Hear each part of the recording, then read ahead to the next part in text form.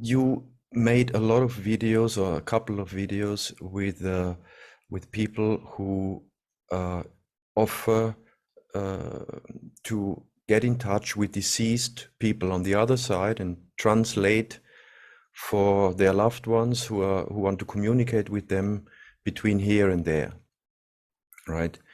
And I was always asking myself, if I'm an avatar, if this body is my avatar and my mind is bound to the restrictions of the avatar or to the restrictions of the rule set here of this dimension, is it at all possible, first of all, to make contact with the other side where there's a completely different rule set and everything is so different? And secondly, does it make sense? I mean, is it even possible to communicate between those dimensions? And doesn't it make more sense if I'm a player, if I'm the player who plays that avatar, and the deceased person also has a player who's still there, doesn't it make sense that my player like turns to the other and says, "Hey, what's going on? How are you? What's your plans now? Whatever, isn't that a more logical way to communicate from player to player, so to speak, or from IUOC to IUOC?" No, it doesn't work that way. Here's the way it does work. It sounds more rational. I would agree with you. It sounds like a more rational story. But the way it works is that we talked about this database, the future probable database. And as time goes on, that database of everything that's possible, I mean, all the possibilities and the probability of each of those, that goes through the present and becomes a past database.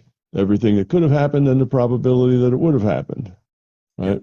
Now, in that database, this database isn't just visual or just audio, it's everything. So it's all the thoughts you had, all the ideas, all the things that you thought about doing but never did. Everything about you, all your connections, all the people you met, just everything is there because it just keeps the history. When it's everything that could happen, well, that's everything. It's not just, so it's a real complete database on what happened. It's got the history right down to, to the detail.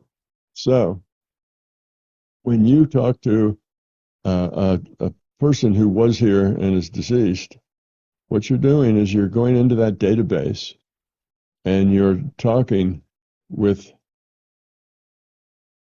that database, and that database will reply to you. Let's say you ask your great-grandfather a question.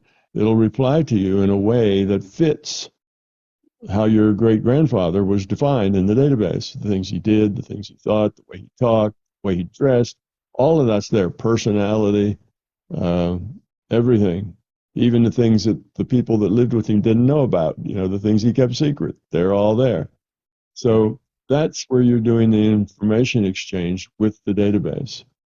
And that's what's going on. It is no way that a medium, which is what we call the people who do this for others, make this connection, there's no way that they can tell that it isn't the real, person. Everything is just like the real person. Now, if in that discussion you want to talk about current events, things that wouldn't be in that memory. Hey, Uncle Fred, what do you think about the election we're going to have next week? That sort of thing.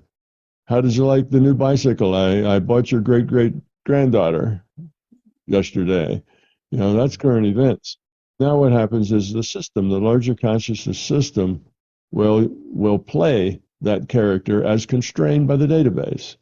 So it'll just play that character as it's defined in the database, and it can talk about those things. It can say, "Yeah, I think I'd vote for so and so," and "Yeah, great buy. You got a good price on that bicycle," and you can have that conversation in the present with that. Most of the time, that's not what people need. Most of the time, it's a it's a closure, a connection, something that was left hanging in that when that person died.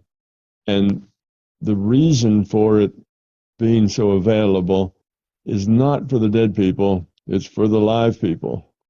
If you notice, if you look at those kinds of situations, it's not that the dead person finds something that's really super fixes, something for him.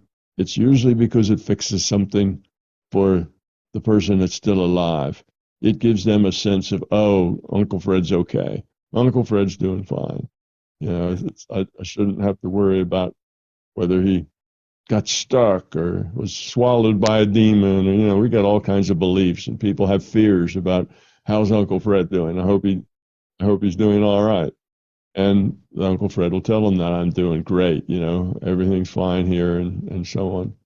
Yeah. So it's to do that. Or maybe you didn't get to tell your Uncle Fred that you loved him before he left, and you'd had a real big fight with him just before he died, and that's been bothering you ever since. And Uncle Fred will tell you that, he forgives you and it's just fine and not to worry about it.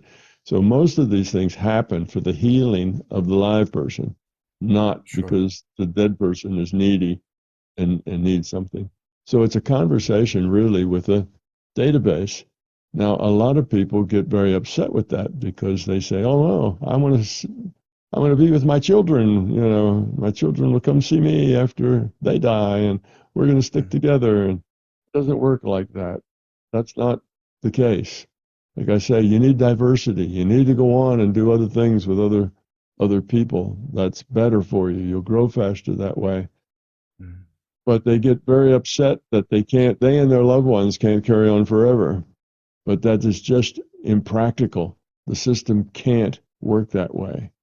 For Okay. instance, if it did work that way, then you would have memory of what, 10,000 wives, you know, Sure.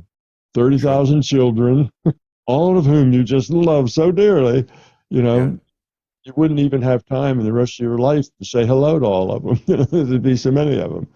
So Yeah. much Sure. less hang out with them. It's just impractical to keep all that going forward. And the Yeah. other point is you want your new incarnation to be different than any of the ones you've had before, because in that difference you're more likely to grow. To If it grow. Yeah. just repeats, then it's not, you're not likely to grow. So that's the way it works. Is you're really talking to a database.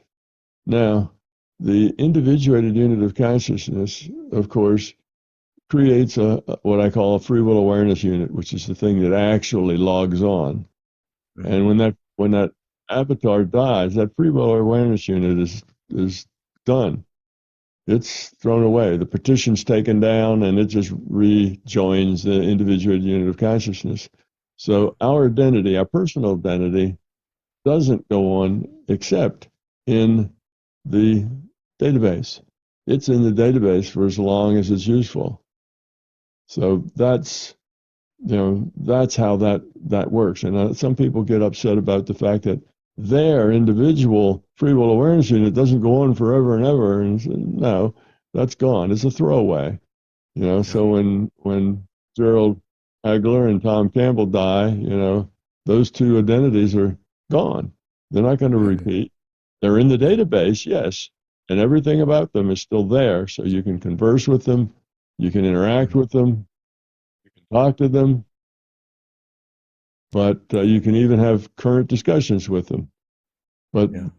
they don't go on. Now, the individual unit of consciousness takes that lifetime, and it looks that it, along with all the others that it's had, and it tries to find trends, problems, good parts. Where are you doing well and where are you not doing so well? What do you most Yeah. need to learn? What are your problems? And Yeah. Yeah. it can do that over looking at the last 20 or so incarnations that you had, and then Mhm. it can give you some advice, and it negotiates for the next incarnation, and that's how that works. But there's a difference there, and there's a couple of reasons for it. One, you need an accumulator function in consciousness, because that's how you learn and grow. You accumulate knowledge. So you need an individual unit of consciousness that's an accumulator. But besides that, you want this free will awareness unit may have picked up all kinds of bad habits. You know, it may have been tortured and it may have been all messed up in its mind for various reasons. You know, like you say, maybe it just never formed a personality and now it has three. So it, you know, maybe it was born with one arm and one leg and just had a really miserable lifetime.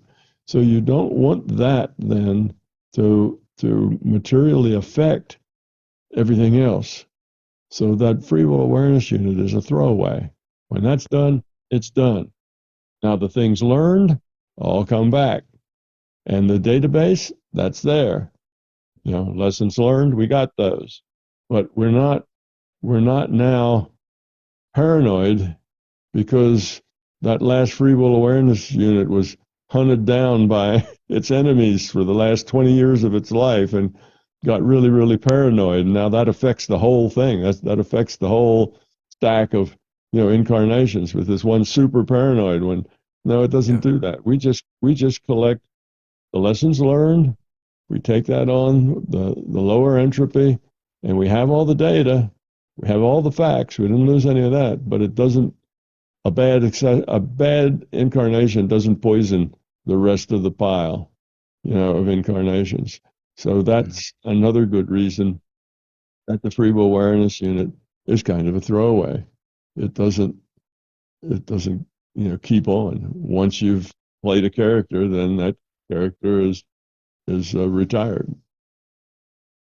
Thank you for watching this clip until the end. If you found value in this information, kindly press the like button now.